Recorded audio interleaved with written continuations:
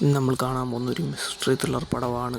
പടത്തിൻ്റെ തുടക്കത്തിൽ നമുക്ക് കാണാൻ സാധിക്കുന്നതെന്ന് പറഞ്ഞു കഴിഞ്ഞാൽ ഒരു ഹസ്ബൻഡ് ആൻഡ് വൈഫ് വണ്ടി ഓടിച്ച് വരുന്നതാണ്. വണ്ടി ഓടിച്ച് വരുമ്പോഴത്തേക്കും ഒരുങ്ങിക്കിടന്ന ഭാര്യ എഴുന്നേറ്റ് ചോദിക്കുന്നുണ്ട് ഭർത്താവിനോട് എവിടെ എത്തിയെന്ന്. അപ്പോഴത്തേക്കും ഭർത്താവ് പറയുകയാണ് 13ാമത് ഹെയർ പിൻ എത്താറായെന്ന് ഭർത്താവ് പറയുകയാണ്. അപ്പോഴത്തേക്കും ഭാര്യയുടെ മുഖത്തൊരു പരിഭ്രമം നമുക്ക് കാണാൻ സാധിക്കുന്നുണ്ട്. കാരണം അപ്പം ആ പരിഭ്രമം കണ്ടുകൊണ്ട് തന്നെ ഭർത്താവ് ഒരു കഥ പറയും. എന്താണെന്ന് വെച്ച് കഴിഞ്ഞാൽ ഈ വളവിൽ ഒരു അമ്മയും മകളും കൂടി മകളെ കൈ പിടിച്ചുകൊണ്ട് ഒരമ്മ എല്ലാ വണ്ടിയുടെ ഫ്രണ്ടിൽ വന്ന് നിൽക്കുമെന്നും അത് കണ്ട് വണ്ടി നിർത്തി നോക്കുമ്പോഴത്തേക്കും ആ അമ്മയും മകളെയും കാണാതാവുമെന്നും പറഞ്ഞ് ഭാര്യയെ പേടിപ്പിക്കുകയാണ് ഭർത്താവ്. തുടർന്ന് അവർ വണ്ടി ഓടിച്ചുകൊണ്ടിരിക്കുമ്പോഴത്തേക്കും അവർ വണ്ടി ആക്സിഡൻ്റ് ആവുകയാണ് ചെയ്യുന്നത്.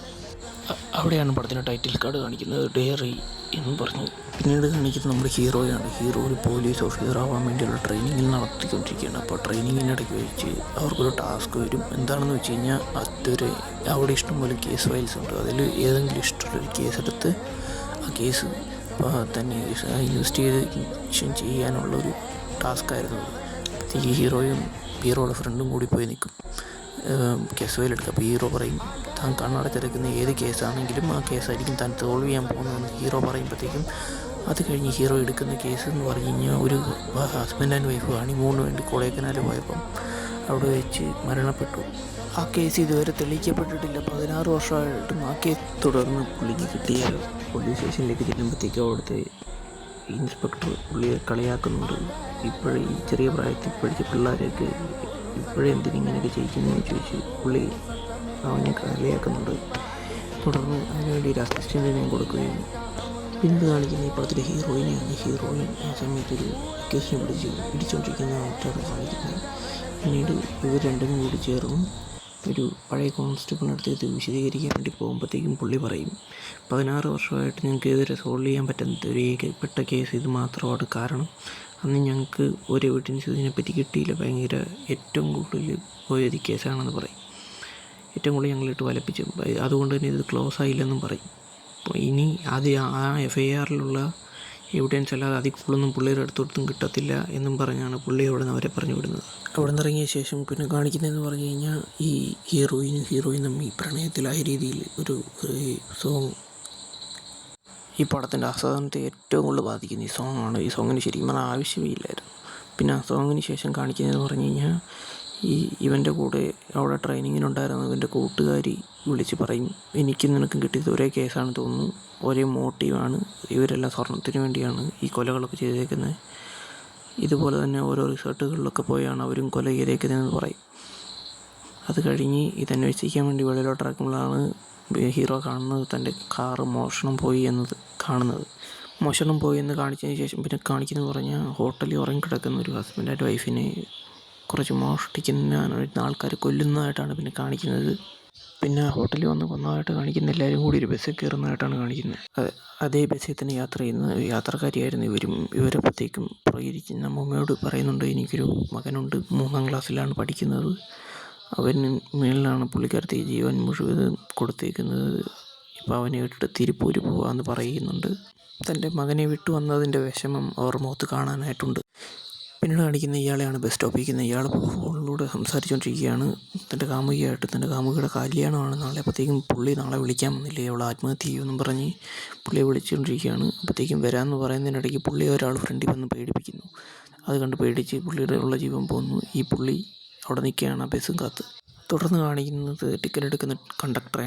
പിന്നീട് കാണിക്കുന്ന ഓടിക്കൊണ്ടിരിക്കുന്ന ആ ബസ്സിനെ നിർത്തിക്കൊണ്ട് ഒരു പെൺകുട്ടിയെ കൊണ്ടുവിടുന്ന അച്ഛനെയാണ്. ഹോസ്റ്റലിൽ ചെന്നിട്ട് ഫോൺ വിളിക്കണേന്ന് അച്ഛൻ കുട്ടിയോട് പറയുന്നുണ്ട്, കണ്ടക്ടറിനോട് മോളെ നോക്കിയേക്കണേന്ന് പറയുന്നുണ്ട്. എന്നിട്ടാണ് പുള്ളി പോകുന്നത്. അത് കഴിഞ്ഞ് തൊട്ടടുത്ത സീനിൽ കാണിക്കുന്ന ഇയാളെയാണ്. ഇയാൾ തൻ്റെ മകൾ ഒളിച്ചോടിപ്പോയ ദേഷ്യത്തിൽ നിൽക്കുന്ന ഇയാൾ പറയുന്നുണ്ട് എവിടെയാണെങ്കിലും അവരെ പോയി പിടിച്ചുകൊണ്ട് വരണമെന്ന് തൻ്റെ ഗുണ്ടകളോട് ആജ്ഞാപിക്കുകയാണ് അദ്ദേഹം. അതിനിടയിൽ വെച്ച് ബസ് സ്റ്റോപ്പിൽ നിന്ന് ഇയാൾ ബസ്സിൽ കയറുന്നുണ്ട്. അടുത്ത സീനിൽ കാണിക്കുന്ന ഹീറോയുടെ കാറ് മോഷ്ടിച്ചുകൊണ്ട് പോയ കള്ളനെയാണ്. ഇവൻ ഇപ്പം കാറ് മോഷ്ടിച്ചുകൊണ്ട് വന്നേക്കുന്നതെന്ന് പറഞ്ഞു കഴിഞ്ഞാൽ കുറച്ച് മുമ്പ് പോലീസ് സ്റ്റേഷനിൽ ഒരു സ്ത്രീയും പുരുഷനും കൂടി ഒന്ന് കംപ്ലയിൻറ്റ് കൊടുത്തിട്ടുണ്ടായിരുന്നു തങ്ങളുടെ മകളെ കാണാനില്ലെന്ന് പറഞ്ഞ്. ആ മകളെ കിഡ്നാപ്പ് ചെയ്തുകൊണ്ട് വന്നേക്കുന്ന ഇവനായിരുന്നു. അതിൻ്റെ ഇടയ്ക്ക് വെച്ച് ഹീറോ തൻ്റെ കാറ് മോഷ്ടിച്ചുകൊണ്ട് പോയ മോഷ്ടാക്കളെ കണ്ടുപിടിക്കുകയും അവിടെ ഒരു കിടിലം ഫൈറ്റ് ചെയ്യുന്നുണ്ട്. അത് ഫൈറ്റ് ചെയ്യും കഴിയുമ്പോഴത്തേക്കും ഇവർ രണ്ടും കൂടി ബസ്സിലോട്ട് ഓടിക്കയറുന്നതാണ്. ഇവർ രണ്ടും എന്ന് പറഞ്ഞു കഴിഞ്ഞാൽ മുമ്പേ മറ്റേ പുള്ളി പറഞ്ഞില്ലേ എൻ്റെ മകളെ എവിടെ പോയാലും കണ്ടുപിടിക്കണമെന്ന് പറഞ്ഞാൽ പുള്ളിയുടെ മകളും പിന്നെ കാമുകനുമാണ്. ഇവരുടെ കഥയെന്ന് പറഞ്ഞു കഴിഞ്ഞാൽ ഇവളെ പ്രേമിച്ചതിൻ്റെ പേരിൽ അവൻ്റെ അച്ഛനെ അവളുടെ അപ്പൻ കൊന്നു കളഞ്ഞു. അതുകൊണ്ട് ഇവർ രണ്ടും കൂടി പേടിച്ച് നാട്ടിൽ നിന്ന് ഓടി വന്നതാണ്. തുടർന്ന് ഇതുവഴി വരുമ്പോഴത്തേക്കും ഈ ബസ്സിലുള്ളവരെല്ലാം കൂടി ചേർന്ന് ഇവരുടെ കല്യാണം നടത്തി വെക്കുന്നു. ആ പാട്ടിന് ശേഷം കാണിക്കുന്ന ഇവർ രണ്ടുപേരും എന്ന് പറഞ്ഞു കഴിഞ്ഞാൽ പ്രശ്നം എന്ന് പറഞ്ഞാൽ പുള്ളിക്കാരത്തി ഈ വണ്ടി പ്രേതം ഉണ്ടെന്ന് വിചാരിച്ചിരിക്കുകയാണ്. പുള്ളിക്കാരത്തി വിചാരിക്കുന്ന ഈ വണ്ടി പ്രേതം ഉണ്ടെന്ന് മനസ്സിലാക്കി കഴിയുമ്പോഴത്തേക്കും അവനോട് പറയും, പുറകെ ഇരിക്കുന്നവർക്ക് കാലുണ്ടോ എന്ന് നോക്കാൻ പറയും. അവനും പേടിച്ച് പുറകിലോട്ട് നോക്കുമ്പോഴത്തേക്കും അവനൊന്നും കാണത്തില്ല. അധികം പേടിച്ച് വെളിയിലോട്ട് പെട്ടെന്ന് ഇറങ്ങി വെളിയിൽ നിൽക്കുന്ന പുള്ളിയോട് പറയുമ്പോഴത്തേക്കും പുള്ളി അത് വിശ്വസിക്കത്തില്ല. എല്ലാവരും അവൻ ഇതാന്ന് പറയും. അത് കഴിഞ്ഞാൽ ഹീറോ അവിടെ വരും. എന്നിട്ട് ഹീറോയോട് ഇത് തന്നെ പറയും. ഹീറോയും വിശ്വസിക്കത്തില്ല. എന്നിട്ട് ഇവർ പോവും. എന്നിട്ട് പോയി കഴിയുമ്പോഴത്തേക്കും കുറച്ച് കഴിയുമ്പോഴത്തേക്കും എന്നാ ഉണ്ടാകുന്നത് പറഞ്ഞു കഴിഞ്ഞാൽ ഇപ്പോൾ കല്യാണം കഴിച്ച അവരുണ്ടല്ലോ, അവരുടെ കയ്യിൽ കുറേ സ്വർണവും ബാഗും ഒക്കെ ഉണ്ട്. അപ്പോഴത്തേക്കും പുറകെ ഇരിക്കുന്ന മുമ്പേ ആൾക്കാരെ കൊന്നിട്ട് പൈസ എടുത്തിട്ട് വന്നില്ലേ റിസോർട്ടിൽ നിന്ന്, അവർ പോയി ഈ ഉറങ്ങിയ സമയത്ത് ഇവരുടെ ബാഗിൽ നിന്ന് സ്വർണ്ണമൊക്കെ എടുക്കാൻ വേണ്ടി നോക്കും. അപ്പോഴത്തേക്കും അതിനിടയ്ക്ക് അവർ എഴുന്നേറ്റ് അവിടെ ഒരു ഫൈറ്റ് നടക്കുന്നു. ഹീറോ വന്നവിടെ ഒരു കിഡ്നിൽ ഫൈറ്റ് കാണിക്കുന്നുണ്ട്. ഇതിനിടയ്ക്ക് ഒരു ക്യാരക്ടറുണ്ട്, പുതിയ ക്യാരക്ടർ. ആ ക്യാരക്ടർ വന്നിട്ട് ഹോസ്റ്റലിൽ പോകണമെന്ന് പറഞ്ഞ് വന്ന് കയറി പെണ്ണിനെ ബാക്കിലെ സീറ്റ് ചെയ്തിട്ട് ഭയങ്കര ഡിസ്റ്റർബ് ചെയ്യുന്നുണ്ട്. അതിനിടെ ആ പെൺകുട്ടി ഫ്രണ്ടിലെ സീറ്റിലോട്ട് കയറിയിരിക്കുന്നു.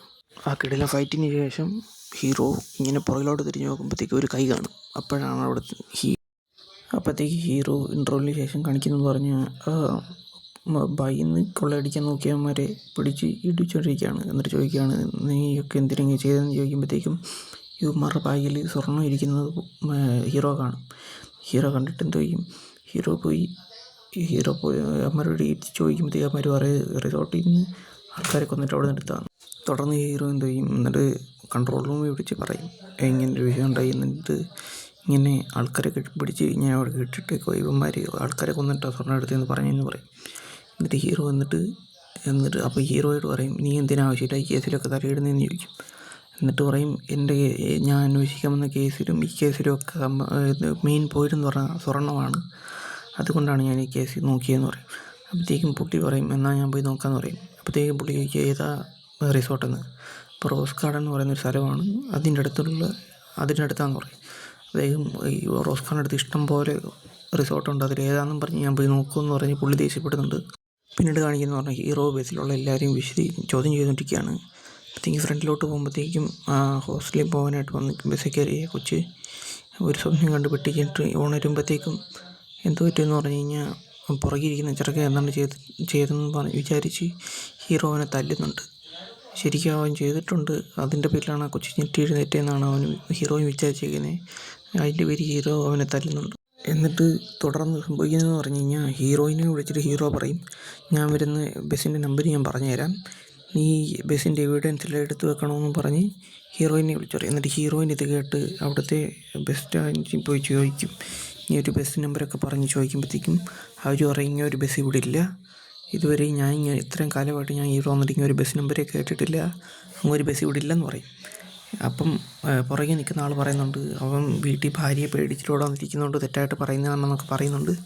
എന്നാലും ആ നോക്കിയിട്ട് പറയുന്ന ആൾ പറയുന്നതെന്ന് പറഞ്ഞാൽ ഇതുവരെ ഞാനിവിടെ ജോലി ചെയ്തിട്ട് ഒരു ബസ് ഇവിടെ ഇതുവരെ ഇത്രയും കാലമായിട്ട് ഇവിടെ ഓടുന്നില്ല എന്നാണ് പറയുന്നത്. അതിനിടയിൽ വെച്ച് കാറ് മോഷ്ടിച്ച ആ കള്ളൻ ഈ ബസ്സിലോട്ട് ഓടിക്കയറുന്നുണ്ട്. അവനെ കണ്ടപാടെ ഹീറോ അവനെ പിടിച്ചിട്ടിടിച്ച് അവൻ്റെ ബാഗ് വാങ്ങിച്ച് പരിശോധിക്കുമ്പോൾ അതിനകത്ത് ഒരു കണ്ണ് കിട്ടും. അപ്പോൾ ഇവനെ ഇടിക്കുന്നത് കണ്ടിട്ട് സങ്കടം തോന്നിയിട്ട് അവിടെ ഇരുന്ന മറ്റേ അമ്മയുണ്ടല്ലോ, മറ്റേ മോനെ പിരിച്ചിരിക്കുന്നതിൻ്റെ സങ്കടം ആ അമ്മ എഴുന്നേറ്റ് വന്നിട്ട് ഇവനെ എന്തിനെ തല്ലുന്നതെന്നൊക്കെ ചോദിക്കും. എന്നിട്ട് ഹീറോ തല്ലി നിർത്തി അങ്ങോട്ട് പോകുമ്പോഴത്തേക്കും ഇവനിങ്ങനെ ഉപദേശിച്ചുകൊണ്ട് പറയും, നിൻ്റെ അമ്മയെ അച്ഛനും നിന്നെ എത്ര ആഗ്രഹത്തോടെ വളർത്തുന്നു, നീ എന്തിനെ ഇങ്ങനെ കള്ളനൊക്കെ ആയിട്ട് നടക്കുന്നതെന്ന് പറയും. അത് കഴിയുമ്പോഴത്തേക്കും എന്ത് പറ്റുമെന്ന് പറഞ്ഞു കഴിഞ്ഞാൽ ഹീറോയും വിളിച്ചിട്ട് പറയും, നീ പോകുന്ന ഊട്ടിക്കുള്ള അവസാനത്തെ ബസ് 11 മണിക്കായിരുന്നു, നീ പോകുന്ന ബസ് ഇതുവരെ റെക്കോർഡിലേ പറയാത്തൊരു ബസ്സാണെന്ന് പറയും. അപ്പോഴത്തേക്കും ഹീറോ ഭയങ്കര ഞെട്ടിത്തെറിച്ചിരിക്കുകയാണ്. ഇവൻ പറഞ്ഞ കാരണത്തിലാൽ പോലീസുകാരൊക്കെ പോയി ഇവൻ പറഞ്ഞ സ്ഥലങ്ങളിലൊക്കെ അന്വേഷിച്ച് നോക്കുന്നുണ്ട്, റിസോർട്ടുകളിലൊക്കെ. പക്ഷെ ആരും ഇങ്ങനെ മരിച്ചതായിട്ട് കണ്ടെത്താൻ സാധിക്കുന്നില്ല. അതിനിടയിൽ മോളെ കണ്ടുപിടിച്ചുകൊണ്ട് വരാൻ പറഞ്ഞ് ഗുണ്ടയിലൊരുത്തൻ ഈ ബസ്സിൽ കയറുന്നുണ്ട്. ആ ബസ്സിൽ കയറി കഴിഞ്ഞിട്ട് എന്താണെന്ന് വെച്ച് കഴിഞ്ഞാൽ മുതലാളി വിളിച്ച് പറയും, നമ്മുടെ മോളെ ഈ ബസ്സിലുള്ള എല്ലാവരും ചേർന്ന് കല്യാണം കഴിപ്പിച്ചെന്ന് പറയും. എന്നിട്ട് പുള്ളി പറയും അവരെല്ലാവരും കൊന്നു കളഞ്ഞേക്കാൻ പറയും. അപ്പോഴത്തേക്കും അതിൻ്റെ ഇടയ്ക്ക് അവിടെ ഒരു കിടന്ന ഫൈറ്റ് ഉണ്ട്. അതിൻ്റെ ഇടയ്ക്ക് ആ കല്യാണം ഓടി വന്ന പെൺകൊച്ചിൻ്റെ കഴുത്ത് അറുത്ത് കൊല്ലും. അത് കഴിഞ്ഞ് അതിൻ്റെ ഇടയ്ക്ക് ബസ് പോയി ഒരു കൊക്കയിലോട്ട് മാറി ഫൈറ്റിൻ്റെ ഇടയ്ക്ക്. അങ്ങനെ അതിൻ്റെ ഇടയ്ക്ക് ഡ്രൈവറിന് എല്ലാവർക്കും ഭയങ്കര പരിക്കൊക്കെ പറ്റി. ബസ് കൊക്കയിലോട്ട് മറിയാതെ നിൽക്കുമായിരിക്കും.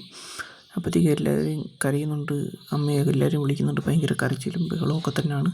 അങ്ങനെ എല്ലാവർക്കും ഭയങ്കര ഇതാണ്. എന്നിട്ട് ലാസ്റ്റ് മിച്ചം വരുന്നതെന്ന് പറഞ്ഞു കഴിഞ്ഞാൽ ആ രാവിലെ കാമുകിയെ കാണാൻ ചെല്ലണമെന്ന് പറഞ്ഞ ചെറുക്കനും, പിന്നെ പോയിട്ട് ഹീറോയും, പിന്നെ ഹോസ്റ്റലിൽ പോകണമെന്ന് പറഞ്ഞു വന്ന പെണ്ണും, പിന്നെ പോയിട്ട് ആ കള്ളനും മാത്രമാണ് ജീവനോടെ ഉണ്ടാകുന്നത്. പിന്നീട് നടക്കുന്നത് പറഞ്ഞു കഴിഞ്ഞാൽ രാവിലെ കുറച്ച് കഴിയുമ്പോഴത്തേക്കും പുള്ളിയുടെ ടീമിനെയൊക്കെ വിളിച്ചുകൊണ്ട് വന്നിട്ട് എല്ലാവരും വന്ന് വണ്ടി പരിശോധിക്കുക. ആൾക്കാരെ കിട്ടാനുണ്ടല്ലോ. അങ്ങനെ പരിശോധിക്കുമ്പോഴത്തേക്കും വണ്ടി കിട്ടും. പക്ഷേ കിട്ടുമ്പോഴാണ് ഹീറോ ഞെട്ടിപ്പോകുന്നത്. അതൊരു ഭയങ്കര പഴക്കമേറിയ ഒരു പഴയ ബസ്സായിരുന്നു. അതായത് ഭയങ്കര ഒന്നുമില്ല ബസ്സിൽ, മിച്ചമായിട്ട് ഒന്നുമില്ലാത്ത രീതിയിലാണ് ആ ബസ് അവിടെ നിന്ന് കിട്ടിയത്. പക്ഷേ എന്ന് പറഞ്ഞാൽ പോലും അവിടെ ഹീറോയ്ക്ക് ഭയങ്കര ഡിസ്റ്റർബായി. കാരണം ഇന്നലെയാണ് ആ ബസ് മറിഞ്ഞു വീണത്. ഇപ്പം ഇന്നായപ്പോഴത്തേക്ക് എങ്ങനെ ഇത്രയും പഴക്കം വന്നതെന്ന് ഹീറോയ്ക്ക് ഭയങ്കര ടെൻഷനായി പെട്ടെന്ന്. ആ വണ്ടി അങ്ങനെ കണ്ടതിന് ശേഷം ആ കള്ളൻകാരഞ്ഞുകൊണ്ട് പറയും ഇന്നലെ അവനെ ആ ഉപദേശിച്ച് ഈ സ്ത്രീ അവൻ്റെ അമ്മയാണെന്നും അവൻ്റെ അമ്മയെ അവനെ രക്ഷിക്കാൻ പറ്റത്തിനും വളരെയധികം കരയുന്നുണ്ട്. അവൻ 3-ാം ക്ലാസ്സിൽ പഠിക്കുന്ന സമയത്ത് അവനെ നാട്ടിൽ വിട്ടിട്ട് ജോലിക്ക് കൂടി തിരിച്ചു വരുന്ന വഴിയാണ് അവൻ്റെ അമ്മ മരിച്ചു പോയെന്നും പറഞ്ഞ് ഇവനിങ്ങനെ കഥ പറയുകയാണ്. തുടർന്ന് ഹീറോ ഈ കേസിനെ പറ്റിയുള്ള ബാക്കി ഡീറ്റെയിൽസ് അന്വേഷിക്കുമ്പോഴാണ് അറിയുന്നത് 16 വർഷങ്ങൾക്ക് മുമ്പ് കാണാതെ പോയൊരു ബസ്സായിരുന്നു അത്. അതിൽ അവസാനമായിട്ട് അവർക്ക് കിട്ടിയ ലീഡെന്ന് പറഞ്ഞാൽ ഒരു പോലീസുകാരൻ്റെ ചേട്ടനെയും കുടുംബത്തെയും ബസ്സിൽ കയറ്റി വിട്ടു എന്നതുമാണ് അവർക്ക് അവസാനമായിട്ട് കിടച്ച ലീഡ്. അതിനുശേഷം ഇതുവരെ യാതൊരു ലീഡും അവർക്ക് കിട്ടിയിട്ടില്ല എന്നാണ് അവർ പറയുന്നത്. അപ്പോഴാണ് ഹീറോയ്ക്ക് മനസ്സിലാവുന്നത് താൻ ഇന്നലെ കണ്ട എല്ലാ കാര്യങ്ങളും 16 വർഷങ്ങൾക്ക് മുമ്പ് നടന്ന കാര്യങ്ങളാണെന്ന് ഹീറോ തിരിച്ചറിഞ്ഞോട്. ഇന്നലെ കൊലകാരന്മാർ പറഞ്ഞ താങ്കൾ ചെയ്ത കൊലയും പിന്നെ എല്ലാം 16 വർഷങ്ങൾക്ക് മുമ്പ് നടന്നതാണെന്ന് ഹീറോ തിരിച്ചറിയും. അതിനുശേഷം അവിടെ നിന്ന് ഇറങ്ങുന്ന വഴി ഇതെല്ലാം ഹീറോയിന് എക്സ്പ്ലെയിൻ ചെയ്ത് കൊടുക്കുകയാണ്. ഇതൊരു ലൂപ്പാണെന്നും ഇതുപോലെ നിരവധി സംഭവങ്ങൾ ലോകത്ത് ഒരുപാട് നടന്നിട്ടുണ്ടെന്നും ഹീറോയിനോട് പറയുകയാണ് ഹീറോ. തുടർന്ന് ഹീറോ ഇത് തൻ്റെ മുന്നിലുള്ള സ്റ്റാഫുകളോടും സീനിയർ അതോറിറ്റിപ്പെട്ട ആൾക്കാരോടും പറഞ്ഞുകൊണ്ടിരിക്കുകയാണ്. പുള്ളി തന്നെ ആദ്യം കാണാൻ വന്ന ഫാദറിനെ കാണാൻ പോകുന്നുണ്ട്. പുള്ളിയപ്പം പറയും 13ാമത് ഹെയർപിന്നി വെച്ച് കുറേ അപകടങ്ങൾ നടക്കുന്നുവെന്ന് പുള്ളി കേട്ടിരുന്നു. അങ്ങനെ ഒരിക്കൽ പുള്ളി ആ ഫാദർ ഒരു പോണ്ടിച്ചേരി വരെ പോയിട്ട് വരുന്ന വഴി തിരിച്ച് വരുമ്പോഴത്തേക്കും ഒരു ആക്സിഡൻ്റായി കിടക്കുന്നത് കാണും.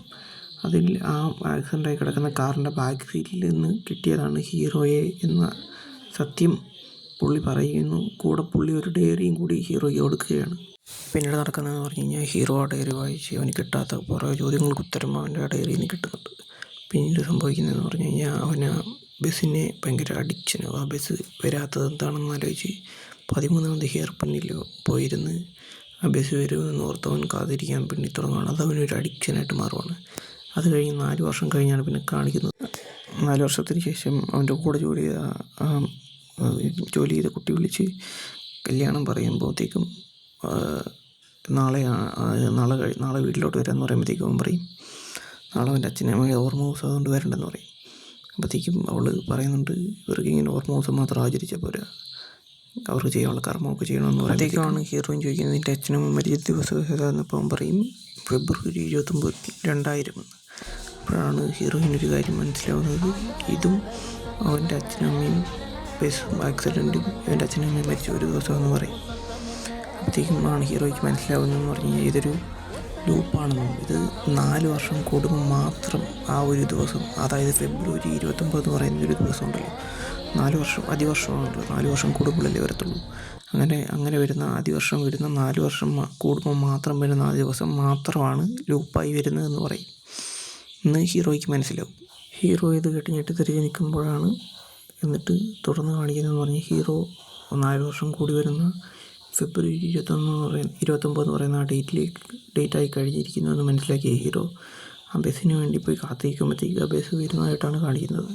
ആ ബസ് വന്ന് കഴിയുമ്പോഴത്തേക്ക് ആ കള്ളൻ പോയി തൻ്റെ അമ്മയാണെന്ന് മനസ്സിലാക്കിയിട്ട് ആണല്ലോ അവളുടെ അമ്മയാണെന്ന് അവനറിയാമല്ലോ.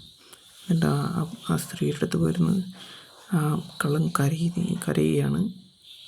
കരഞ്ഞുകൊണ്ടിരിക്കുമ്പോഴത്തേക്കും ഹീറോയുടെ പഴയകാലം, കുട്ടിക്കാലം, അച്ഛനും അമ്മയും കൂടെയുള്ള കാലം ആലോചിക്കുമ്പോഴാണ് പടം തീരുന്നത്. ഭയങ്കര ഒരു നല്ല മിസ്റ്ററി ത്രില്ലർ പടമാണ്. പടത്തിനൊരു ഡയറി എന്നാണ്.